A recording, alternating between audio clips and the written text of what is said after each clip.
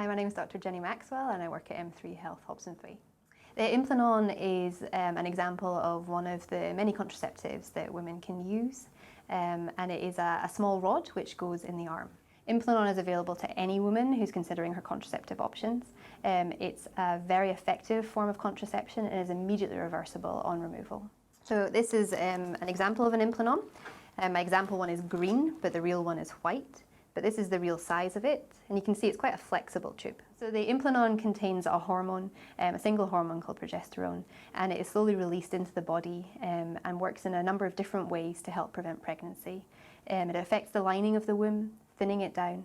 It can prevent ovulation. So we will normally have an initial consult with ladies to discuss their contraceptive options, and if once we've discussed all of the benefits and potential side effects of the Implanon they choose to proceed, we'll then book in a procedural appointment where we can insert the Implanon.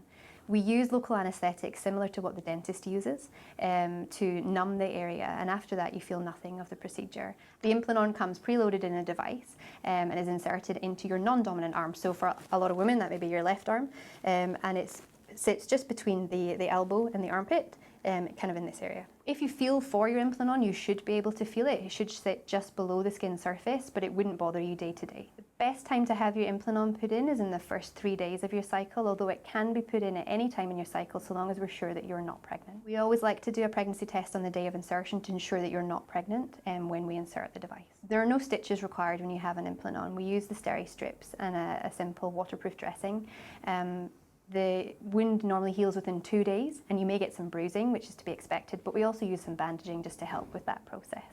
So the Implanon is effective for 3 years, so it should be changed or removed after 3 years, but it can be removed earlier than that. Removal is very similar to insertion. We use a local anaesthetic, just like the dentist uses, to numb the area. A small incision is made over the insertion area, and the Implanon is removed.